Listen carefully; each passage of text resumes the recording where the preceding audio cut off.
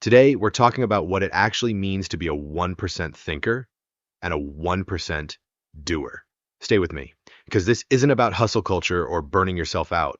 This is about something much more honest, refusing to lie to yourself about what you're actually capable of. Being in the 1% has nothing to do with wealth or fame, nothing to do with how many people know your name or how much is sitting in your bank account. Here's the question that splits the 1% from everyone else. When something is good enough, do you stop or do you keep going?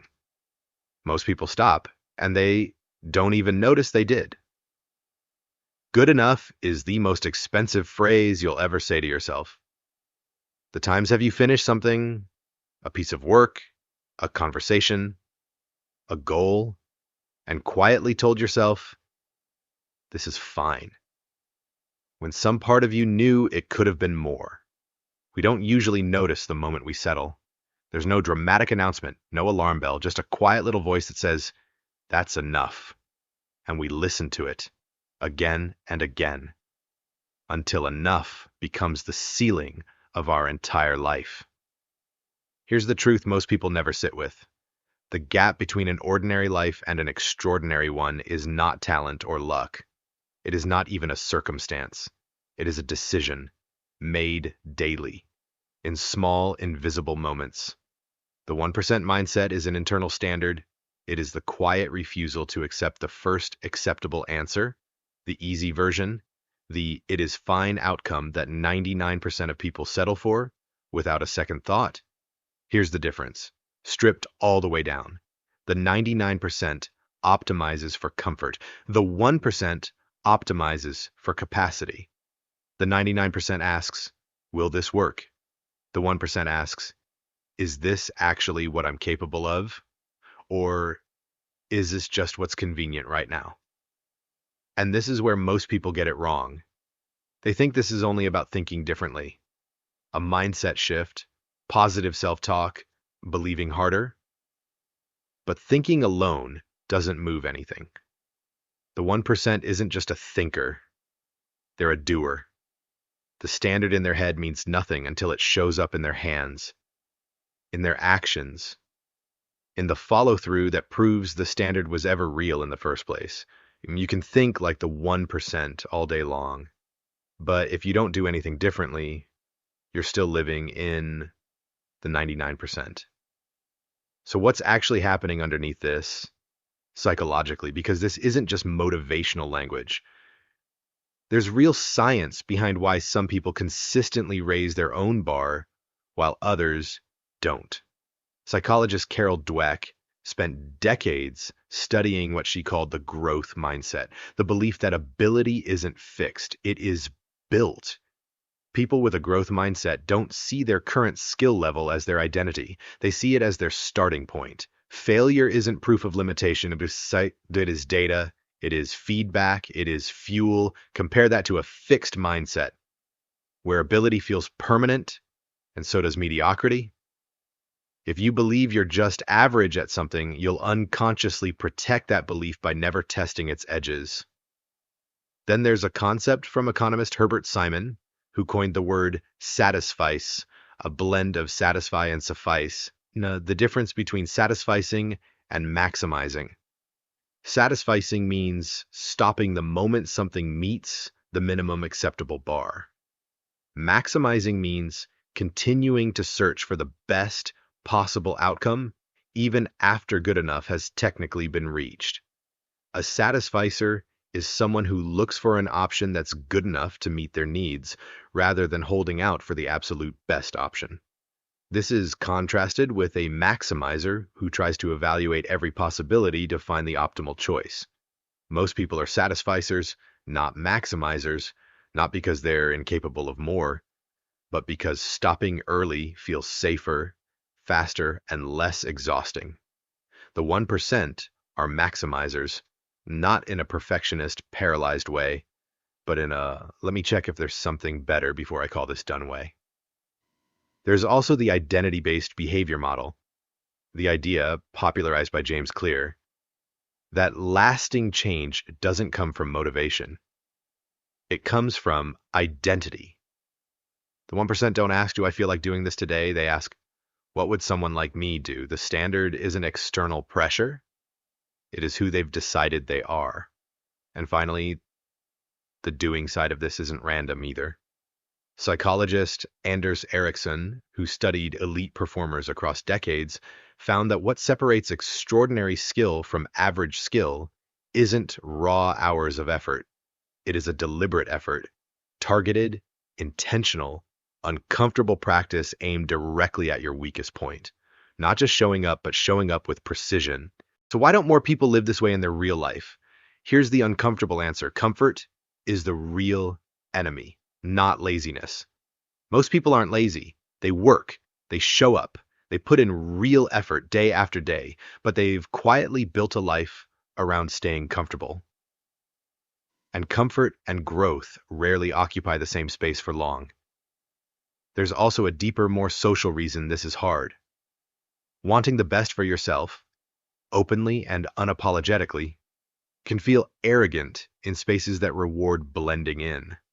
Most environments aren't built to celebrate someone trying to rise above the baseline. They're built to maintain the baseline. So when you start raising your own standard, you risk standing out.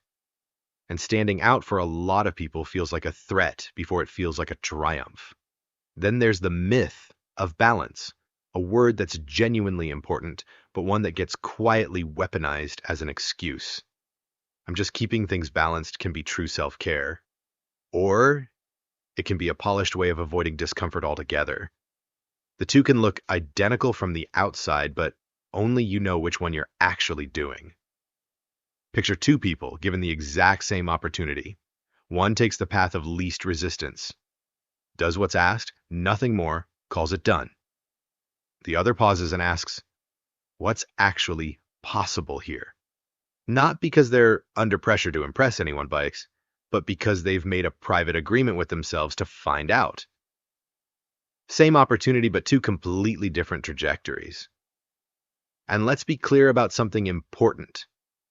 This isn't a call to hustle yourself into the ground.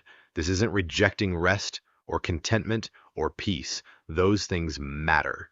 What we're really talking about is something quieter and more honest. Not lying to yourself about your own ceiling. There's a real difference between being at peace with where you are and quietly settling, because pushing further feels like too much work. So how do you actually build this? Not as a personality trait you're born with, but as a practice?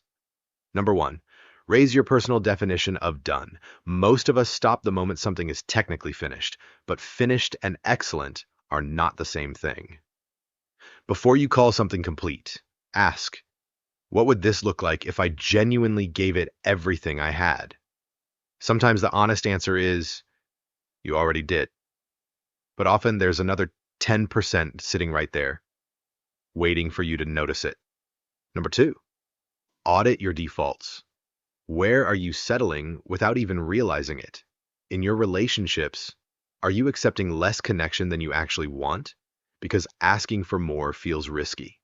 In your health, are you accepting low energy as just how you are? In your work, your money, your daily habits, where has "this is fine" quietly become your default setting?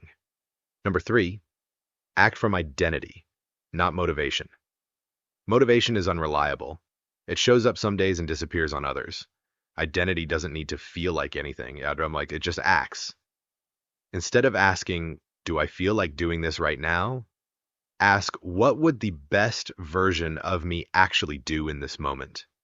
Let that question be your filter, especially on the days you don't feel inspired at all. Number four, get uncomfortable on purpose. The 1% don't avoid friction. They seek it out because they understand something most people miss. Growth and comfort almost never coexist. If everything in your life feels easy right now, that's not necessarily peace. It might be stagnation, wearing a comfortable disguise. Number five, demand more from your inputs. Who you follow, what you consume, who you spend your time with. These things are quietly shaping your ceiling, whether you notice it or not. You cannot consistently expose yourself to mediocrity and expect excellence to grow inside you anyway. Raise the standard of what surrounds you, and your own standard will start rising to meet it. Here's what I want you to walk away with.